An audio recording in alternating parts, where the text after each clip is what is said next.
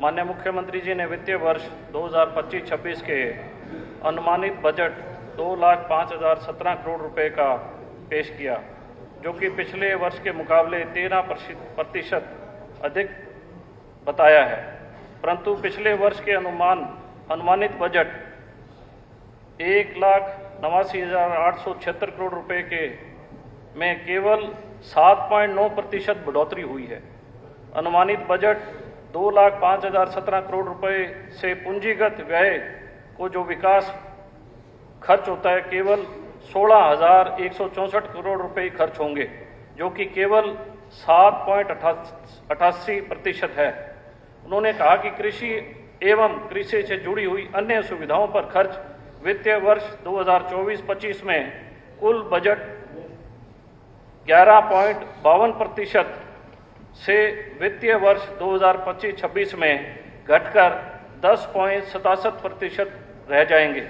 यातायात, civil aviation, सड़क व कुल बजट की हिस्सेदारी 4.6% से घटकर 3.70%, ग्रामीण विकास पंचायत सेवाओं में हिस्सेदारी 3.66% से घटकर 3.61%, शिक्षा में कुल बजट की हिस्सेदारी 10.94% से घटके 10.36%, स्वास्थ्य व परिवार कल्याण में हिस्सेदारी बजट में 5.2% से घटकर 4.72%, जन स्वास्थ्य कुल बजट की हिस्सेदारी 2.5% से घटकर 2.4% रह जाएगी।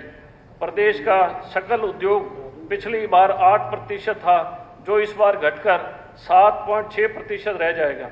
राजकीय कोष घाटा पिछले वर्ष 32,555 करोड़ रुपए का था, जो कि अब बढ़कर 35,994 करोड़ रुपए का हो जाएगा, परंतु इस घाटे को कम करने के लिए कोई प्रावधान नहीं रखा गया है। मुख्यमंत्री जी, इस बार का कर्जा अनुमानित 3,52,919 करोड़ रुपए से 68,295 करोड़ रुपए राजकीय सार्वजनिक उपक्रमों के द्वारा किए गए कर्जे को जोड़ा जाए तो कुल 4,21,114 करोड़ रुपए हो जाएगा, जिससे प्रदेश के पर सीधा प्रभाव पड़ेगा। श्रीमान जी, हरियाणा के गरीब मजदूर हर एक की नज़र हरियाणा के बजट पे होती है कि क्या ऐसी सरकार योजना बनाएगी जिससे ग्रामीण अंचल, शहरी हर एक वर्ग को कोई ना कोई लाभ मिलेगा। लेकिन जो बजट पेश किया गया है, मैं समझता हूं कि इस बजट में केवल लीपापोती बातें और बड़े बड़े नाम योजनाओं के देके, जैसे हिंदी पिक्चर है उस तरीके के डायलॉगबाजी करके बड़े बड़े नाम देके केवल मात्र हरियाणा के लोगों को छल कपट और छलने का काम किया है। मैं कहना चाहूंगा स्वामी विवेकानंद जी का है। आदित्य जी, अपनी बात रखिए सर, आपस में बात नहीं करते। उठो जागो, तब तक मत रुको जब तक लक्ष्य की प्राप्ति ना हो। श्रीमान जी, क्या सरकार का लक्ष्य है हरियाणा के लोगों को कर्जा देने का है? क्या सरकार का लक्ष्य है कि हरियाणा के प्रत्येक व्यक्ति जिसकी आमदनी पर कैपिटा इनकम का बड़ा बड़ा बखान किया जाता है कि हरियाणा सरकार में पर कैपिटा इनकम बढ़ी है, और उसका आकलन गुड़गांवों के साथ एक ग्रामीण अंचल का आकलन किया जाता है? मैं समझता हूं कि जो विवेकानंद जी ने कहा था वो सकारात्मक उनका कोट था, लेकिन सरकार जो है वो हरियाणा के किसानों को, हरियाणा के मजदूर को, हरियाणा के प्रत्येक व्यक्ति को कर्जा देने का काम कर रही है। 2005 से 5 में ओम प्रकाश चौटाला जी की सत्ता थी, 4-5 में, तब जो घाटा था प्रदेश सरकार का लगभग 23,319 करोड़ रुपए था।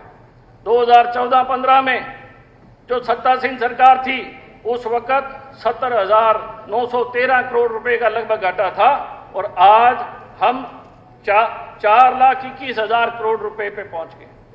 मैं बताना चाहूंगा कि जो योजनाएं सरकार ने बताई और जिसका बखान किया गया, और खास तौर पे कृषि संबंधित, और बार बार हमारे सम्मानित सदस्यों द्वारा मेज थपथपाया गया, मैं एक ही बात कहना चाहूंगा। जब मैं कृषि पे देखता हूं कि बात की जाती है एमएसपी की फसलों की, बहुत सी ऐसी फसलें हैं जो हरियाणा में होती नहीं हैं, उनको भी इस फसलों में जोड़ा गया है। ये क्या कारण है, क्या चीज है कि क्या हरियाणा के लोग आगे खोपरा की खेती करेंगे, क्या हरियाणा के लोग जूट की खेती करेंगे, क्या हरियाणा के लोग रागी की खेती करेंगे?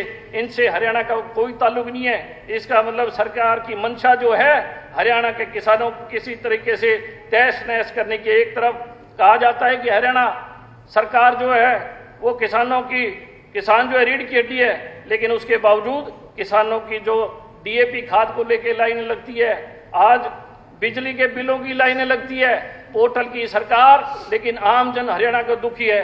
कहीं पे भी लोगों को न्याय मिलने के लिए, लोगों की बात सुनने के लिए कोई व्यक्ति नहीं है। यहाँ जितने सम्मानित सदस्य बैठे हैं, एक आदमी भी अपनी शिकायत लेके इनके पास नहीं आता, क्योंकि इनके पास उसका हल और समाधान करने की कोई ऐसी चीज नहीं है जिससे ये उन चीजों को अपने ठीक कर सके।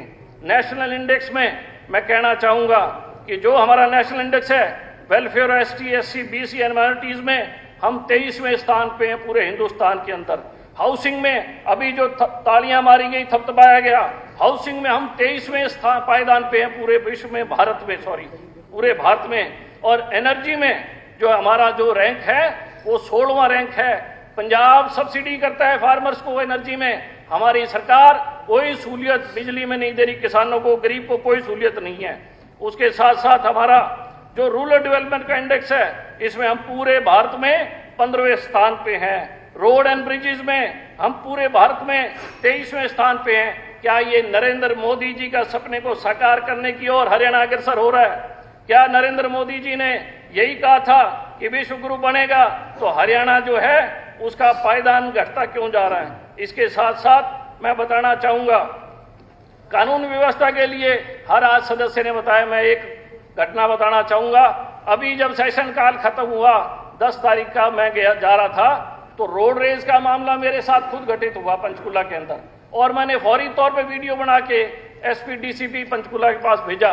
3 बार कॉल करने के बाद भी मुझे आज तक संपर्क नहीं किया गया। मैं ही फोन करके पूछता हूं, ये हालात आपकी सरकार की कानूनी व्यवस्था की है कि एक एमएलए जो हाउस में 90 लोग हैं उनकी सुनवाई आज तक नहीं हो रही। आमजन की आप क्या सुनवाई करोगे, क्या भला करोगे आमजन? चलिए कंक्लूड कीजिए। सॉरी, कोई बात नहीं। चलिए आदित्य जी कंक्लूड कीजिए। आधा मिनट कर रहा हूं सर। आधा मिनट। मेरा एक रिक्वेस्ट है कि जितने सम्मानित सदस्य पूर्व विधायक रहे हैं, उनका जो पेंशन्स हैं या उनके मानदेय हैं, जो भी उनकी बढ़ाने की कृपा करें, ताकि जो हमारे सदस्य हमारे पूर्व में विधायक रहे हैं, जो सहूलियत है वो बढ़ाई जाए। और इसके साथ साथ आप लोगों को राजस्थान की तर्ज पे हरियाणा में प्रत्येक विधायक को सालाना 5 करोड़ रुपया देना चाहिए, राजस्थान की तर्ज पे। राजस्थान में भी आप ही की सरकार है, बीजेपी की सरकार है। आपको हरियाणा के ग्रामीण अंचल, क्योंकि आप लोग तो बजट घटा रहे हो, कृषि बजट भी आपने घटाया है, आपने शिक्षा का बजट घटाया है, हर चीज का बजट आपने घटाया है, और आप कहते हो हरियाणा तरक्की कर रहा है, हरियाणा खुशहाल है।